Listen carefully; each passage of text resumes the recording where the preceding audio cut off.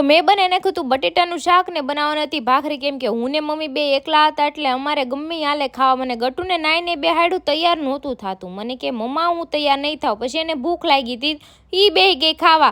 કે હું ખાઈ લઉં છું. મેં કીધું ખાઈ લે. તો ખાઈ લીધું ને કે હાલ હવે મારે આઈસ્ક્રીમ ખાવું છે. તડકાનું ગાડીમાં લઈને એને હું લઈ ગઈ આઈસ્ક્રીમ લેવા ને ફટાફટ આવી ગઈ, કેમ કે મને બહુ ભૂખ લાગી હતી. આવીને સીધું ખાઈ લીધું.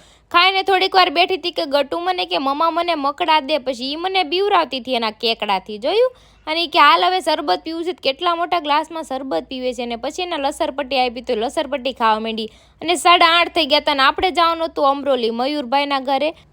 અને આ બાપ દીકરીનું જો કાંઈ ખૂટે જ ને. ગટુ વરીને કે મને આ ગીત વગાડી દો. મનોજભાઈ હતા, મમ્મી આવી ગયા હતા અને અમે નીકળી ગયા. અને એ વચમાં જ બેહેને જો એણે ગીત ગાવાનું ચાલુ કરી દીધું છે, કેમ કે એને ગીત ગાવા બહુ ગમે ને પાછા. એટલે સાંભળો તમે એના ગીત, જો સાંભળો.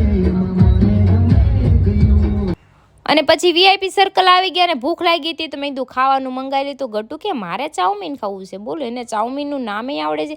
અને એણે પાવભાજીમાં મીઠું ઢોળ દીધું, પાવ ખારા ધૂધવા જેવા કરી દીધા, કાંઈ કહેવાય નહીં. અને રાઈસ ખાઈને સીધા આપણે વયા ગયા મયુરભાઈના ઘરે અમરોલી, કેમ કે ટપ્પુની ખબર કાઢવાની છે ને. રાધુ હોતે આવી હતી, સંજયભાઈ આવ્યા હતા અને આઈસ્ક્રીમ ખાધું. એકવાર નહીં હો, કેટલી વાર આઈસ્ક્રીમ ખવડાવ્યું અમને. મને એમ થયું ટપ્પુને ખબર કાઢવા ગયા કે આઈસ્ક્રીમ ખાવા. ફૂલ વ્લોગ જોયો તો મારી ચેનલમાં આવી ગયો છે. Like, share, subscribe.